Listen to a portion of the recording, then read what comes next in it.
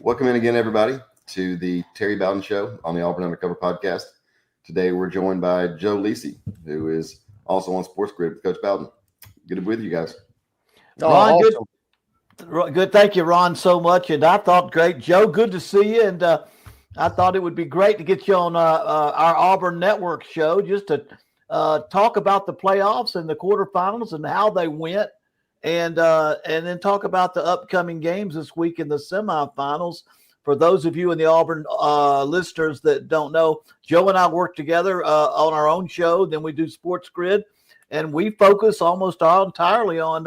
We hit topics of college football, but people want to know who we think are going to win and what our background is. And to give our fans, our listeners, a little background, Joe and I go all the way back to about 2000, right around 1999. Or 2000 when we were both at ABC Sports in New York. And I was on the air and Joe was in the background handling stats, handling information that we needed to know, getting information to John Saunders and I. And so we've kind of known each other for 30 years now since then. And for the last few years have been together on our own show. We do a 30-minute, 30-minute SEC show, a 30-minute ACC show. And we do that twice a week on Sports Grid. And so I thought that was kind of what we would do now. And of course, Joe is, I don't know that I know anybody that has more knowledge of college football historically, from statistically, player wise, the overall body is Joe. And I think, and we become a pretty good team in that he knows so much about football and the statistics and analytics of all the game, then I can give a coaching perspective of how we might view these games. And it's been a lot of fun. It's also been difficult. You think it's hard to win a football game. You put a 13-point spot on the game and you try to pick the winner and you find out how tough that business is. But we've sure had fun with it. And Joe, I appreciate you coming on. Oh, it's a pleasure, Coach. It's come full circle for me as well. You're the main reason after ABC Sports, being a researcher, that I'm sitting in this position today. You pushed me more into the business, and you're one of the best, most recognizable names and one of the best head coaches that I've been around. I really enjoy working with you as well throughout the football season. And again, when we talk about just, I guess I'm the northerner talking SEC football, right? College football, who would think it in this day and age? But love college football. I eat, sleep, breathe it. There's nothing better. And then when you incorporate the gambling aspect to break down the college football playoffs and the bowls, that's the other interesting factor. And we had some amazing outcomes throughout the college football playoff up until this point. All the big dogs are out, and it's anybody's for the taking here in the top four teams remaining. Well, and let's go to the quarterfinal games again. Oregon 23-0 over Texas Tech. Indiana 38-3 Alabama. Ole Miss 39-34 over Georgia, and Miami 24-14 over Ohio State. Is there what was the biggest surprise to you, Joe? Of all those games, which one kind of said you, man, I didn't see that coming? I think it would be the Ole Miss game. Again, a rematch. We saw Georgia struggle in the first half of that matchup. They scored, Ole Miss did, in Athens on the first 5 possessions. Trinidad Chambliss, Lisi was able to move the football in that game. But in the second half, Kirby Smart and the defense were able to make adjustments. Ole Miss didn't have an answer for the rushing attack. Georgia pounded the rock in that game for 4.8 yards per carry, 221 yards on the ground. And you saw that being established in the first half of that matchup, and that's why they had a 9-point lead. But because Lane Kiffin wasn't there, and we saw the interim staff of Golding and, more importantly, Charlie Weiss Jr., they made the second half adjustments and really outcoached, in my opinion, Kirby Smart and Mike Bobo in the second half, and that's the main reason why I think Ole Miss won by 5 points. And one of the hottest quarterbacks in this tournament right now happens to be Trinidad Chambliss. Didn't get the love for the Heisman Trophy that Mendoza or Pavia got, but he's been hitting on all cylinders, and that's the main reason why they won it and moved on to the semifinals.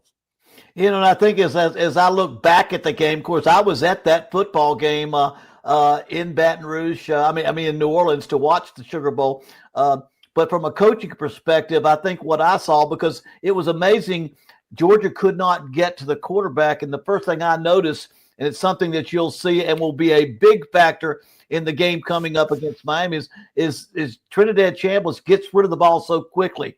He is so well schooled at getting the ball out of his hands.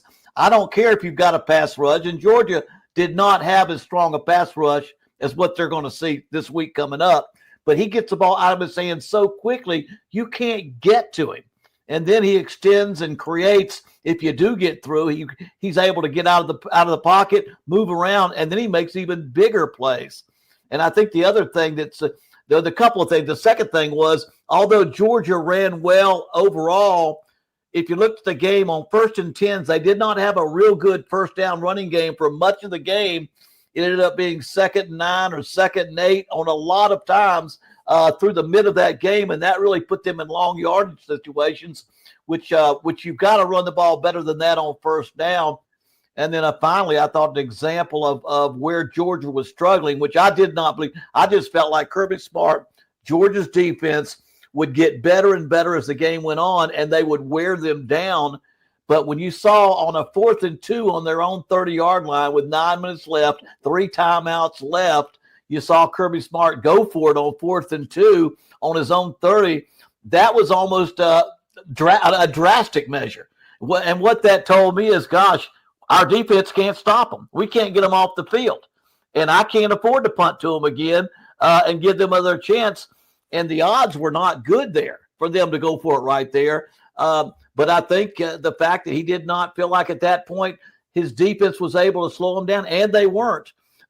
He went for it, missed it, and then gave up 7 points. And maybe he was right, because if you remember at the end of the game when they kicked the field goal to tie it up, his defense couldn't stop him again. They went down the field and kicked the field goal to win. But it really was a real change for what we saw. Georgia was one of the teams I thought might be in the championship game. Ole Miss, and the next Miami, after the Tulane and the James Madison teams, those were my 2 least likely to move forward in my mind in the game, just because of the talent level of who's playing. And Ole Miss did a great job of moving forward. Yeah, they did. I mean, and you're right. I think and I'll get Ronnie's take as well, is like I'm watching that game. So if you watch the first matchup, and let's not forget, from the spread perspective, that line in Athens had Georgia as a 7.5-point favorite. They won it by 8 points. The last 2 minutes, Trinidad Chambliss and that offense in Athens were handcuffed. First half, though, for Georgia to allow them to build up that 9-point lead, what did Mike Bobo and the offensive staff do? First downs, they were utilizing play action with Gunnar Stockton, which then opened up the rushing attack for Nate Frazier and Bowens in the first half. And Nate Frazier had a fantastic game for the most part. He got injured late in the fourth quarter, but still rushed for about 85 yards on the ground. They did not do that once they had the 9-point lead. They got complacent, and that's where I think Mike Bobo is at fault. Once they had the 9-point lead, we didn't see any plays to Lucky Lawson or Oscar Delp. They accounted for 9 receptions in the first game with 3 touchdowns. Both of those players only had 2 receptions, and one of them came on a fake punt. That can't be when you're in a game, in a college football playoff environment, with all the chips in the middle of the table. You knew that Ole Miss was playing with house money. They trailed by 9 points. You had the lead. That was an opportunity for Bobo to really put the nail in the coffin. He pulled back on the reins. That allowed Ole Miss to have a momentum, and that's why they were able to pull away. And then the fourth down roll of the dice going for it really put his offense at a disadvantage. But, I mean, Ronnie, tell me if I'm wrong. When you watch that game play out, I put more of the onus on Bobo than I do maybe Kirby Smart at that aspect.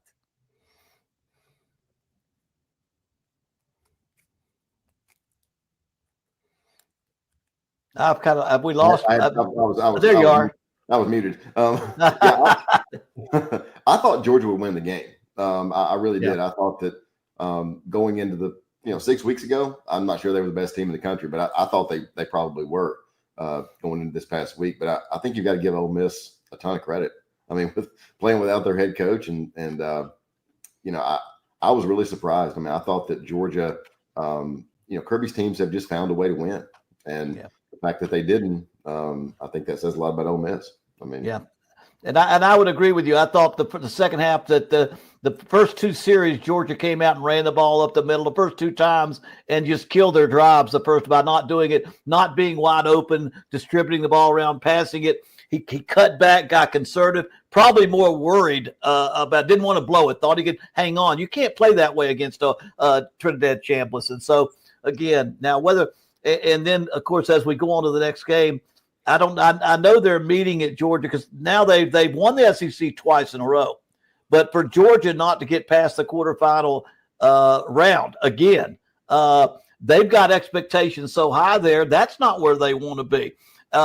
And you have to wonder, when they won their two championships, I think the talent level was a little bit better on those two teams.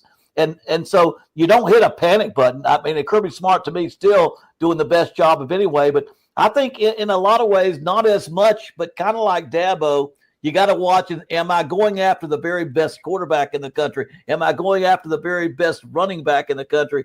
Am I recognizing that with the portal, whoever puts the money up there can get the very best player in the country at those positions? And you don't often have time to develop those guys because of the portal taking some away.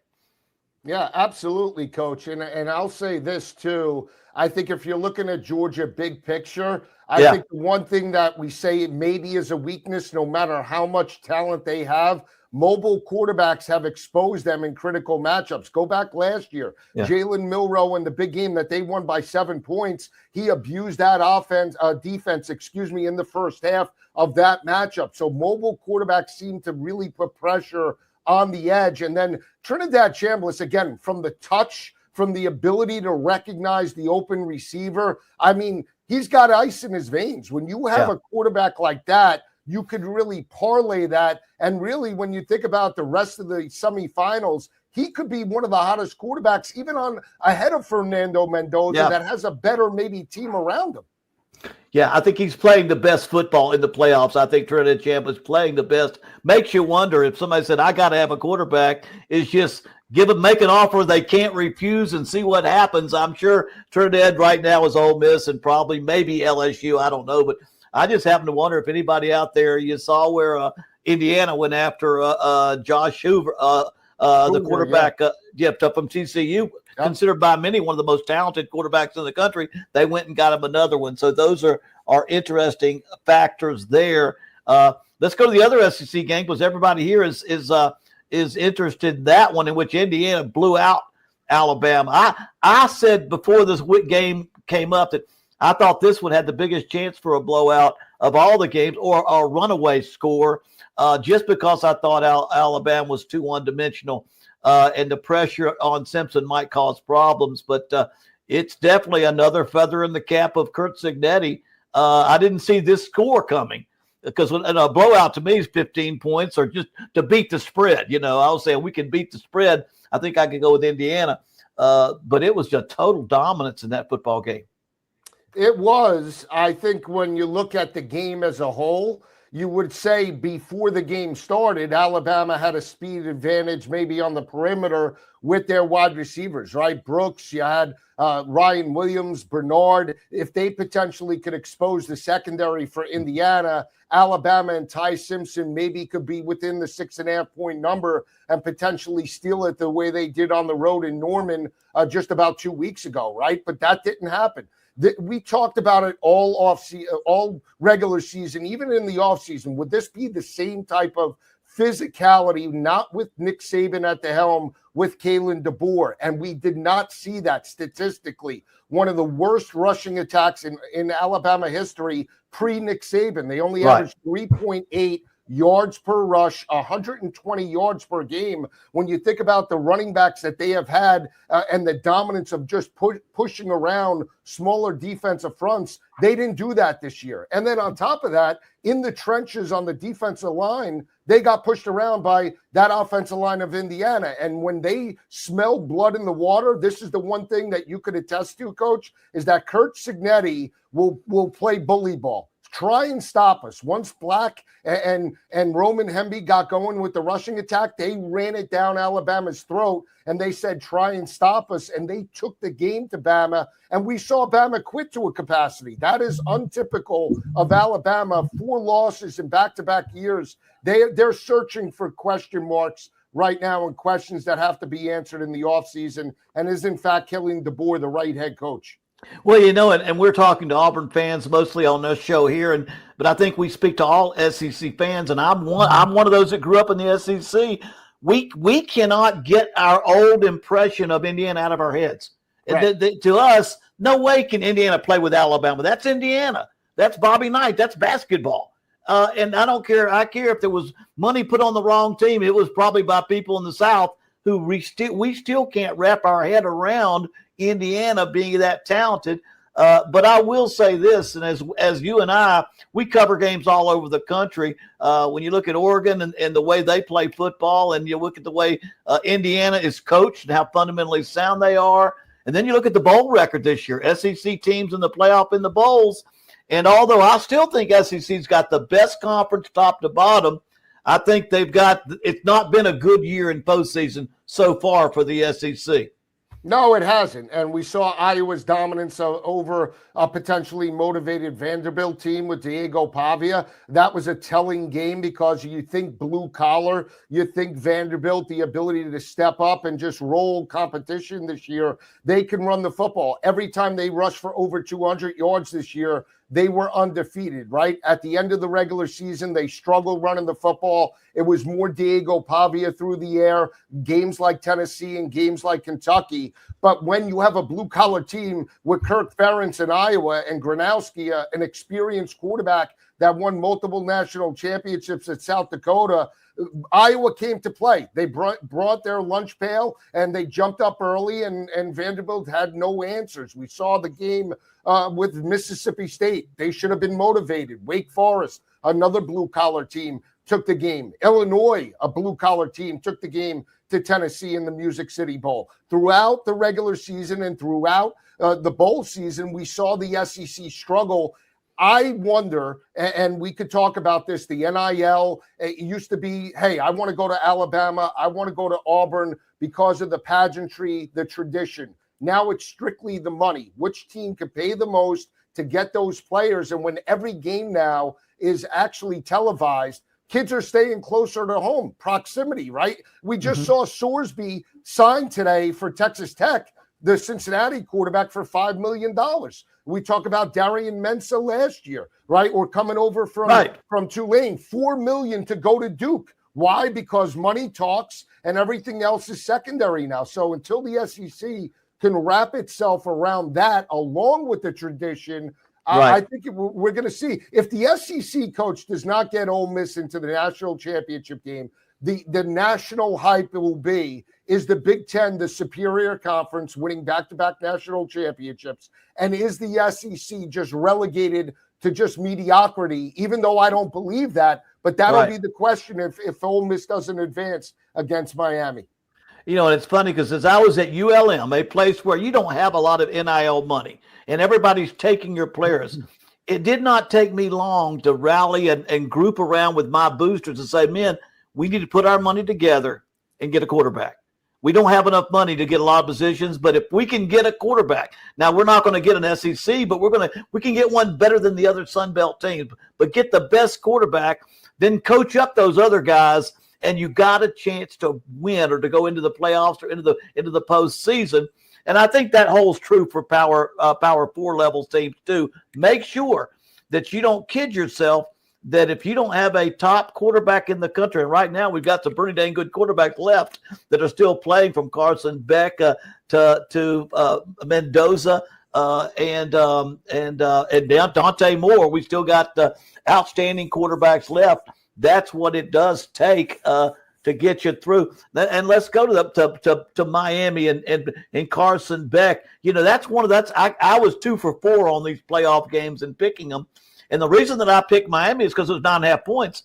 I didn't even think they would win, but I was comfortable with the 9.5 points. But amazing, they're probably playing the best defense, wouldn't you say? And the pressure they can put on a quarterback like saying, put him under the same situation he was in against Indiana and maybe Texas.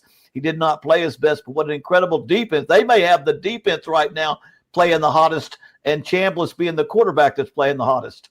And think about the offenses that they contain. Marcel Reed, they sack him 7 times, contain that offense to 3 points, and they contain Julian Sayin and an offense that was averaging with Jeremiah Smith and Cornell Tate basically 35 points per game, to make them completely one-dimensional, to shut them down and shut down Bo Jackson and C.J. Donaldson is a testament to what Mario Cristobal has now done basically over the last month and a half of the regular season. Here's going to be the matchup for me, and we've talked about it throughout the college football playoff. Ole Miss entering this college football playoff had the worst rushing defense statistically out of all 12 teams. They came in averaging or allowing 147 rushing yards per game. We saw Georgia do that in the first half, run the football effectively, couldn't do it in the second half. Can Mark Fletcher and Miami run the football? If they can, I think they win this ball game. But if Ole Miss could jump up early, dictate the tempo, and that offense is hitting on all cylinders,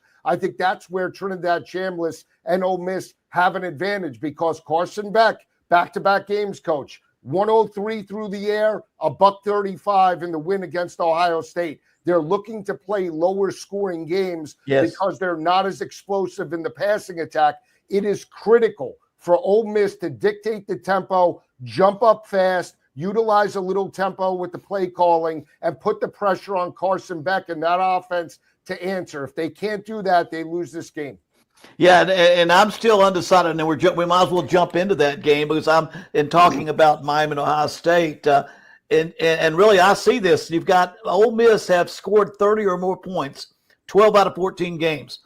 Miami has scored under 30, 7 out of 14 games. And so Miami must get pressure on that. They must slow down that offense, because I don't think they can get in a 38-35 game. I think Miami has got to run the football, and then they have got to make sure they contain Ole Miss's offense, because Ole Miss they scored 39 and 35 on Georgia. They scored over 30 on Oklahoma. They have scored against very good defenses. And to me, it's all about Trinidad Chambliss. So to me, that's going to be a great game, because you've got a great defense that must find a way to put pressure on and slow down an offense that finds a way to score against everybody. And I agree with you. If Miami can run that football against a very average or below average running defense, Ole Miss may not be on the field enough to get that score up to where they're comfortable. Yeah, absolutely. Again, and think about this. When you think about the personnel for Ole Miss, Harrison Wallace, Caden Lee, you have Stribling, right? Those 3 wide receivers potentially can be a difference maker. If they were able to stretch Georgia over the top, that could be an issue going up against Miami. Miami throughout the ACC really hasn't faced elite wide receiver talent. Again, they were able to contain Cornell Tate in that matchup. Smith got free in the loss against Miami. But again, it's going to be up to that secondary to force Trinidad into predictable long third downs. Because again, if they're winning on first and second down, they're able to take shots on third and short, let's say, and then they could win this game. So again, it is critical for Miami to not allow Ole Miss to jump up early, because if they do, that's where Ole Miss, I think, could win outright and potentially win by double digits. Yeah, I think Miami, watch closely. Miami's going to need to snug up on those receivers a little bit, even if they play too deep over top, because what you're going to see is by the time Chambliss gets that ball in his hands, he's going to throw it. And by Reuben Bain's third step, that ball's going to be out of his hands. And so if they can't get some pressure, or they better mug those receivers enough in double coverage and too deep, man under or something, where they can eliminate that quick throw, because that's what kept them in the game on first down in this past game. So going to be an interesting matchup. A great offense versus a great defense. Ole Miss, Miami's running game has got to be a factor, as well as can Miami slow down that offensive passing attack and the good mix of runs, because the running back at Lisi is really great at stretching the outside as well as picking up tough yardage. They've got the number one tailback, SEC first team running back of the year, and they've got the second team conference quarterback. So offensively, Ole Miss definitely has some talent to get onto you if you're not careful. It just popped up. Trinidad Chambliss has agreed to a new deal at Ole Miss, assuming he gets approved for a 6th year of eligibility. So he's planning to come back.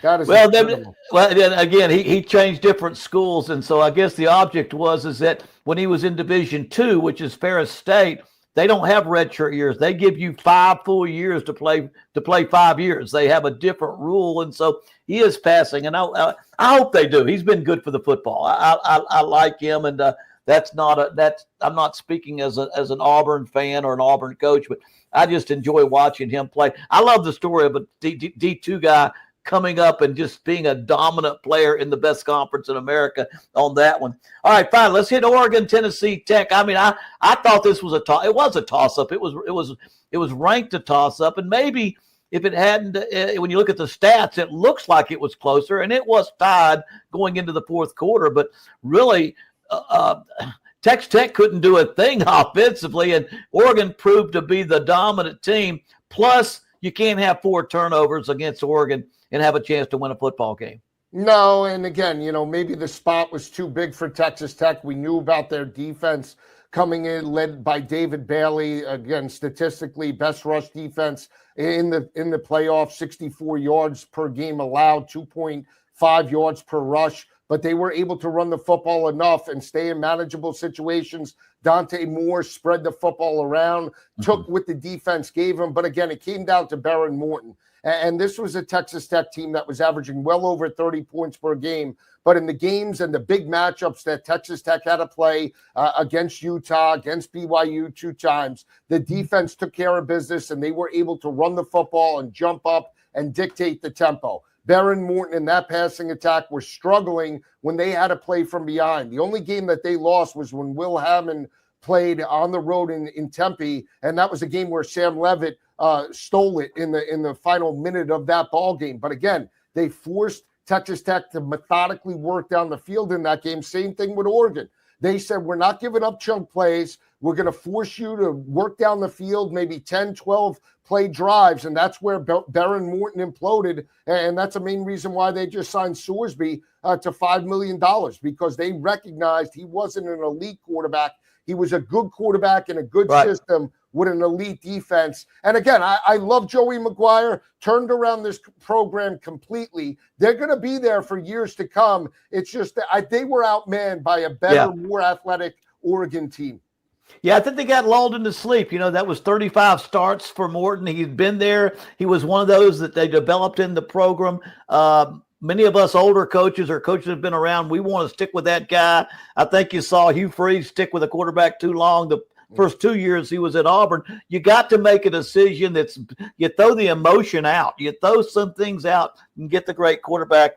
Morton was exposed on the same field as Dante Moore, and that probably cost them the ability to compete in that game. Although it was closer than the score indicated, it was a pretty much of a one-sided game when you looked at the overall score. But let's get into that. So Oregon now lines up against Indiana, and we're talking about a team that, looking at Indiana, I don't know if they've got the best talent. I'll be interested in the NFL draft because I think they're the most fundamentally sound. They're the best. They're the best coach team in the conference. I was noticing their defensive front is one of the dominant defensive fronts in the country. They've got a starter from Kent State, from Navy, and from James Madison. Now, I don't know who he beat for those 3 guys, but they look as good as anybody. And, those 3 schools didn't have the best 3 linemen in the country. What do you think? This one, Oregon, is Indiana still playing that good? We always have felt Oregon's one of those sleeper teams, Joe.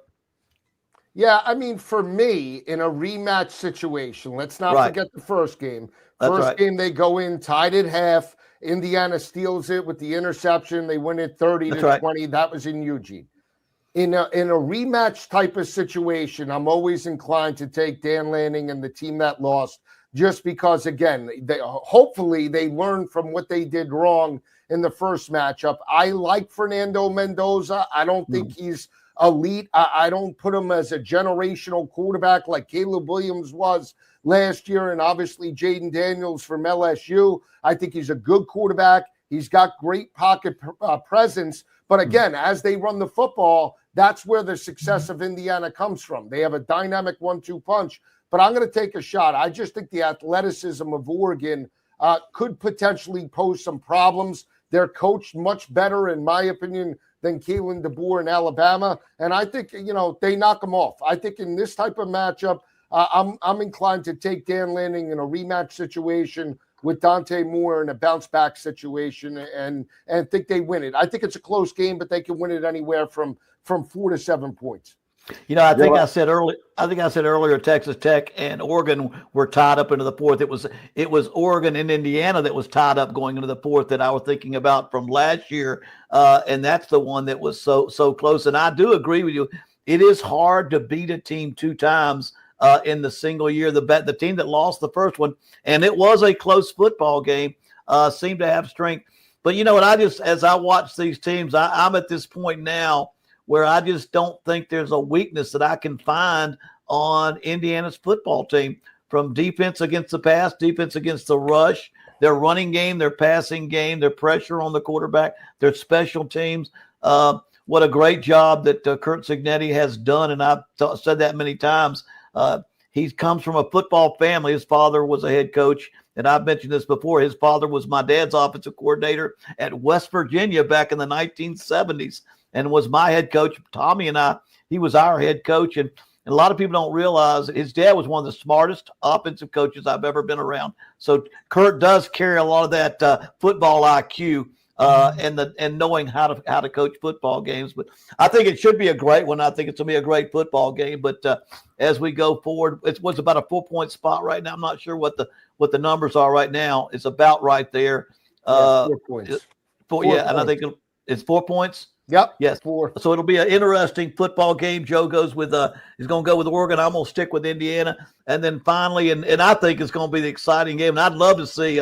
I'd probably be interested in seeing either of these teams make it to the championship. But when you look at Miami and you look at Ole Miss, I guess we've already had a chance to pick those 2 teams. And in that game, how do you pick a winner in that game? I mean, I'm going to go with the hot team. I think they're playing with house money. I think they have the more consistent offense. I'm going to roll the dice with Ole Miss and think they win it outright. It would be a huge story. Get the movie ready for if they win a national championship without Lane Kiffin, because this would be a dynamic run. And how fitting would it be for these kids to just stick it to Kiffin for taking the 7-year deal for $91 million? That's what I was about to ask you. How fitting would it, knowing Kiffin's background, Right. how fitting would it be that he walks out on Ole Miss and they go win a national championship?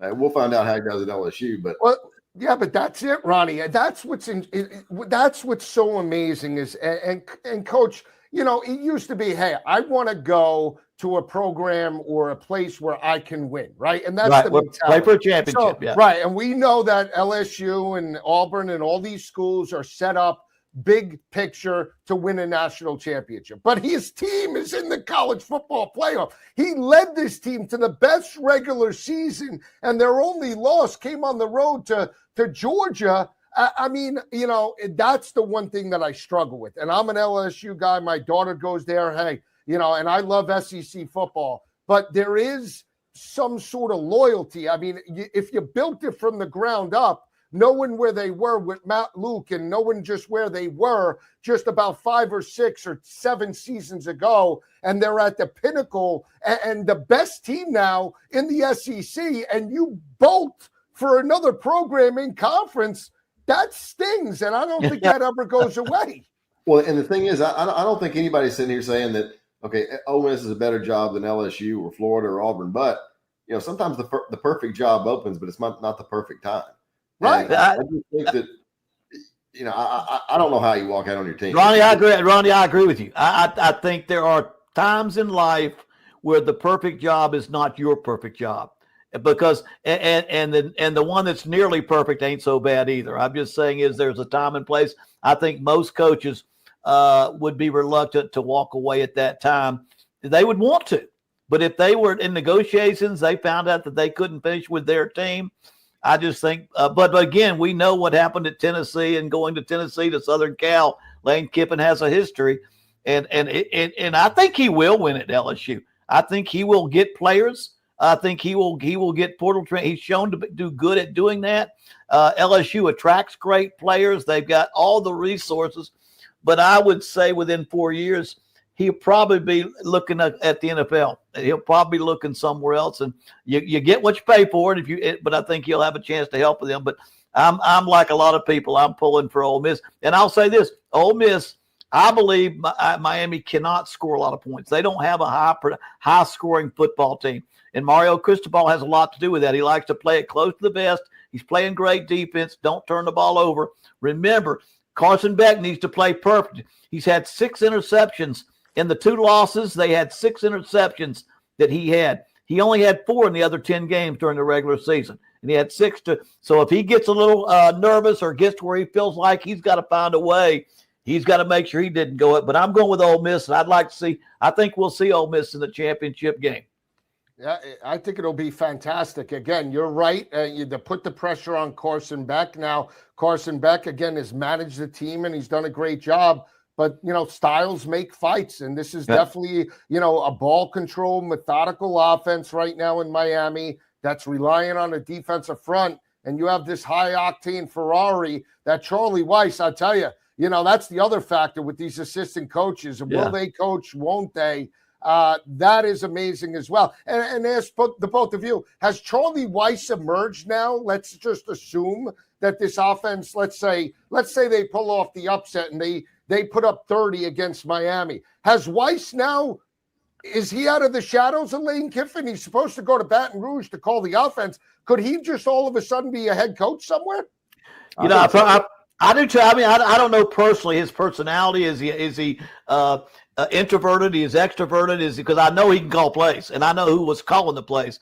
And I would think the first shot would be some big time bucks in the NFL. That might be a direction he might jump as opposed. But be honest with you, he is the core, the key. If he didn't go to LSU, I would have second thoughts about how quickly Lane could turn that football team around because he is a big factor in that decision. So that could be. I agree with you. I said, is there something missing here? Because he is doing the job and he is doing an incredible job. That offense, I just was amazed when I watched the play calling and the quarterbacks taught to get rid of the ball so quickly. He just didn't hold on to it. He was well coached as an offensive quarterback in an offensive game plan. And before I get you away, let's talk for Auburn. Let's talk about that quarterback. It looks like, and Ronnie, why don't you lead? Does it look like they're going to Byron Brown from South Florida? Does it look like, I think he's in this weekend for a visit. Does it look like they're going to get him? Then Joe, how have you seen him play? And does he look like the kind of guy that Golich can build his offense around in the future? Yeah, I think it sounds like all signs point to him signing with Auburn. They've already signed 2 receivers from South Florida. My guess is that he wanted to try to retain a lot of the roster. Obviously, some of those guys didn't stay around. But I think he's going the Cignetti model. He's bringing guys in from South Florida that know his system, that know what he wants. And people are on our message board are freaking out a little bit. Well, we lost this guy, we lost that guy. You hadn't won the games in 5 years. So, if you lose a guy that's talented, that's one thing. But let's go replace him with 2 guys who can help the football team and win 7 or 8 games versus 5. Yeah, I'll agree. And I'll just say this. You go back to the success of Auburn football. You want to go back to the game that they lost to Florida State with Jimbo. They had Nick Marshall at quarterback. He was obviously a converted corner, a Cam Newton, right? Mobile guy. And I've told this to Coach time and time again. We knew the success of Hugh Freeze at Liberty came with mobile quarterbacks, Malik Willis, Caden Salter. Why he decided to go to Peyton Thorne for the last 2 years, who couldn't cut it in East Lansing in a blue-collar offense at Michigan State, is beyond me. They let the one mobile quarterback, Robbie Ashford, and you could watch him at Wake Forest, with Dickard, go to South Carolina and then Winston-Salem and have great success. Alex Golesh will be physical. Byron Brown is a dynamic athlete. He fits his scheme, and I think that's the first step, getting back to where Auburn used to be. You're going to run the football, work off of play action. The trenches, I think, will be considerably better under Alex Golesh. His teams are disciplined, always in big games, and he stepped up and really coached up against SEC talent. You could go back a couple of years ago. They went into Tuscaloosa, went toe-to-toe with the Alabama Crimson Tide for like 3 quarters in that game. They did get blown out because of depth in the fourth quarter, but they took it to Alabama in the trenches in that ball game, and that's what you're going to get back on the Plains. That's what you need, and I think he's a great head coach. I think it's an upgrade to where Hugh was. Personally, I don't think he got Jackson Arnold right either. That if you did the scouting and you looked at Jackson Arnold in Norman, he was a deer in the headlights, didn't fit the scheme either. So I think Byron Brown is a huge step to success in 2026. Yeah, I think it's got to be like – go ahead. I'm sorry, Ronnie. No, I was going to say, from Golesh's standpoint, does fit matter as much as it used to? Because we've talked about this on this show before. I never thought in my lifetime that Auburn would hire a coach, was born in Russia, raised in New York, and graduated from Ohio State. Yeah, but you know what? It's funny. I agree with you, Ronnie. I mean, having coached in the SEC and coached as a part of the South. I mean, I've coached at 3 universities in the state of Alabama. It's an oddity, but if you look at the blue collar background and the against all odds history of his family, it does fit into Auburn. Auburn is the ultimate underdog in the state of Alabama. We've lived that role a long time. And I think Golesh can come in with, wouldn't call it a chip on his shoulder, but something where he knows he's got to outwork people. The only way I'm going to make it coming out of Russia and coming to America and then a game of football that I knew nothing about as a child, it's got to be a hard work and dedication. And I'll close with this, and I think maybe get Joe to make one more comment. The more I watch Ole Miss, because I was 6-0 against them. When I was a head coach at Auburn, I was 6-0 against Ole Miss. And I don't want to downplay Ole Miss, but that was one we just figured we had to win because we had bigger games down the road. And we were 6-0. I mean, Tuberville was there, and he was a good coach down there. But when I look at the last 5 years of Ole Miss, I think 10 games, 4 out of 5 years, they've won 10 or more games. And the last 5 years of losing seasons at Auburn, there's no way that should happen. There's no way you can't. And Auburn can get back. The other side of that coin is Auburn can do exactly what they've done in the past. They can get back because as I look at the history of these two programs, unless you've done some things wrong, and I don't want to put the blame on any one person, it's just been a series of misstep. But there's no reason Ole Miss can do it under Lane Kiffin and Golesh can't do that and get them right back at Auburn. No, I agree. I think it starts with discipline. It starts with the ability and psychologically. And Coach, and Ronnie could bring this up as well. Did you ever get the feeling under Hugh Freeze that when things were going bad, that they believe that they can win critical SEC games? I just never felt that. It's like they went in with that defeated mentality, like here's another loss, maybe we can win. They never went in with that attitude, hey, we're going to take it to our opponent, blue collar, in the trenches. We're going to win. We're going to run it down your throat. I never got that feeling under Hugh Freeze, unfortunately. I've seen that with Alex Golesh at a lesser program. Again, they've been outmanned in multiple games playing in that conference. But at the end of the day, they gave it 150% and a battle back from deficits where the kids don't quit. And that's half the battle, and then the talent will come. So we'll see how this plays out, but I'm much more optimistic this year in 26 with Golesh than I've ever been over the past few seasons with Hugh Freeze. Well, Auburn never played under Freeze. We've talked about this again on the show. They never played with an edge. Right. And Coach and I have talked about this. Joe, I don't know if you know who Rick Trickett is, legendary offensive line coach. I don't see a Trickett on that on the Freeze staff. If there was one, I didn't know him. And so you need a guy like that on your staff to kind of. And I didn't see any of those guys. Yeah, I think without a doubt. I mean, there was a lack of, and I'm a good friend for you. I'm good friends, but the fact was it didn't happen. And you could on the sideline, it looked despondent when things went wrong. I was at the Georgia game, one fumble on the goal line, and there was the entire stadium. It was just a gasp and the team just kind of sunk, and there was no coming back from that point. But good news ahead is that it's just as close, just as far from the outhouse to the penthouse it is from the penthouse to the outhouse, and so I can see good things. And one last thing, and we'll let go, Joe. Joe, sure. You take me to an LSU game with you to sit with your daughter, and then I'll take you to an Auburn game, and I guarantee you won't be able to tell the difference in the two crowds, because I'm gonna tell you, it's still LSU has always been recognized, but after going back to a couple of games this year, there's not a better place to play than Jordan-Hare Stadium. Oh, Coach, you know I love Auburn. And I'll go back to your perfect season, James Bostic and all that. You know, James Bostic, the former Ram, is one of my favorite all-time Auburn players. And you go back to Cadillac Williams and Kenny Irons and Rudy Brown and just, Rudy Johnson, Ronnie Brown. I mean, I love Auburn's heritage and pageantry. I grew up with Bo Jackson. You have to understand, people don't understand. How can a Northeast New Jersey, New York guy talk SEC football? Because when you grow up and as old as I am, back in the day, there's only two teams to really root for, Notre Dame and Penn State. Either you love them or you hate them. Outside of that, I grew up with the SEC and your dad with Florida State and Charlie Ward and Warwick Dunn and all of those guys. So that's where my love for SEC football happened. The SEC was hands down the best conference back in the day, and I still believe that now. Joe, we appreciate it. We appreciate you having on with. We went on longer, but we had a good time talking about football. Anybody wants to hear us talk about college football, maybe get an edge if you're wagering on your phone or you and it's legal. We're not talking about anything but fun, and we hope you're having fun with it. We think we have an advantage over a lot of people with history, background, coaching, and knowledge of the game that we can give you a help every now and then on a big game. And we'll maybe come back on our show. And Joe, I think you and I have a show to do this afternoon. I'll talk to you this afternoon. Tomorrow afternoon. Tomorrow. Yeah, that's right. Tomorrow.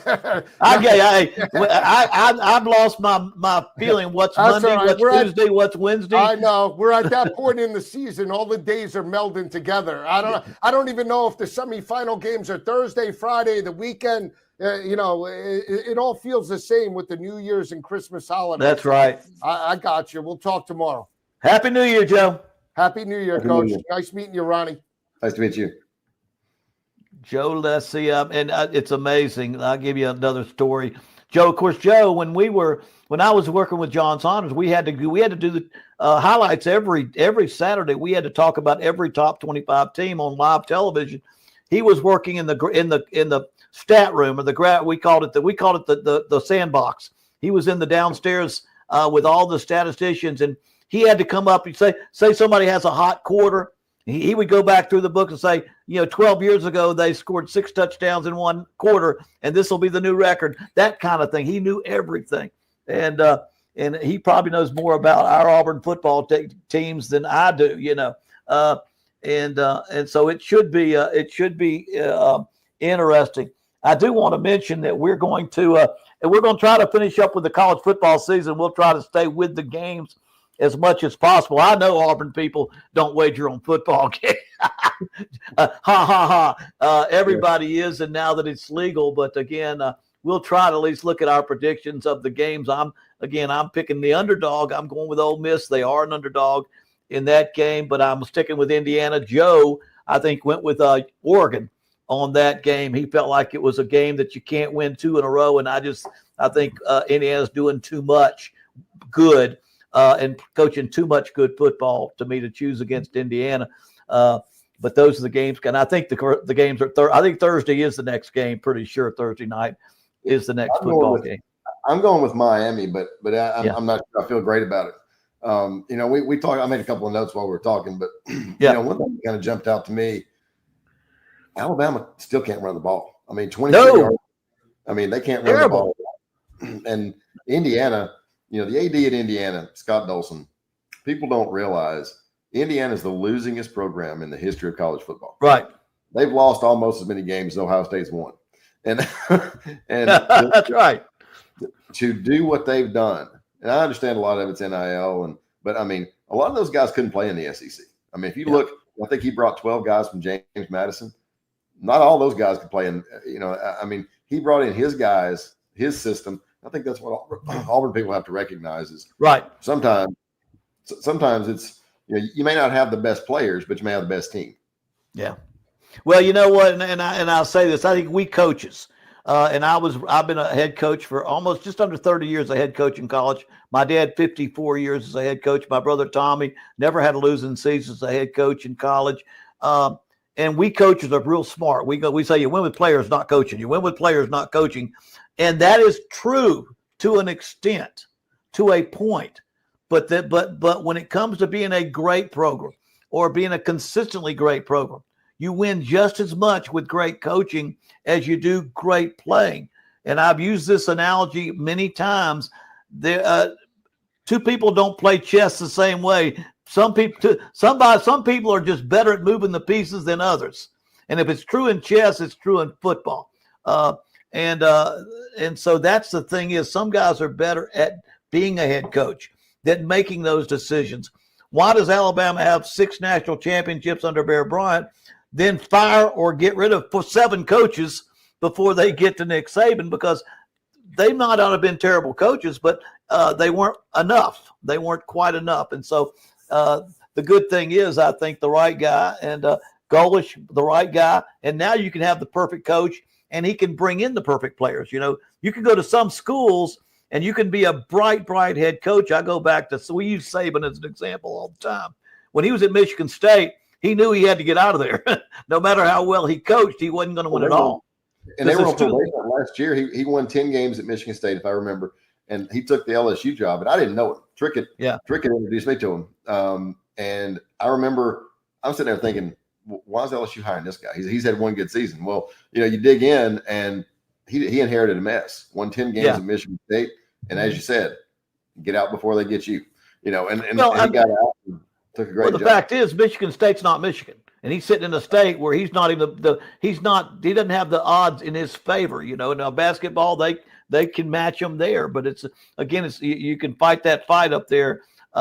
But you match the right coach with the right school and the right commitment, and you can turn things around, and you can sustain. But often but I think you got to have both. I think it takes two things. It takes both of those things because you see it day in and day out, and that's a positive thing I think for Auburn and the direction of Auburn and where Auburn's going now. And so again, the thing that you got to realize at Auburn now is don't get hung up when players jump in the portal and they decide to move on to someone else. It's not a knock on Auburn. It's not a knock on the staff. The only way players are going to test the water for more money is to jump in the portal. That's the only way they're going to do that. And everybody is doing it. I think it's, 1,000. There was over 1,000 players jump in the portal. And I'm not talking about the elite players, but over 1,000 players jumped in the portal. But the most important thing is, just like Curt Cignetti did at Indiana, he's got to have players that he can build into his system. And it's what have you done for me lately? It's very important. I don't think it's critical. It's not a career-ending decision. But the quicker he can flip that program, he can get back to going to bowls. I remember when I got to Auburn and we'd had 2 losing seasons and we'd lost Alabama 3 years in a row. I said, man, if I could just get to a bowl, just win one more game than last year. And that made every game critical. When we had to win one more game than the year before, then we opened up with Ole Miss. It was the most important game of the season, just winning that game. And what ends, you focus on each and every game, and one leads to another. And I think that's the kind of thing that can happen. So I would not get too discouraged if a lot of people jump ship. It's happened in a lot of places. It happens almost everywhere, including Auburn. But again, he's going to bring in his players or players that fit into his system. And that's the best way to win quickly. And then you go from there. Get the thing turned around and then go from there. I think that's the most important thing you can do. And the other thing is, bringing in your guys isn't necessarily a bad thing. Again, I'll point to Indiana. Auburn is Indiana. And, we talked about Michigan State a minute ago. Auburn's not Michigan State either. It's a better job, but you still got some of the same challenges. You got some of the same challenges. But go ahead. I'm sorry.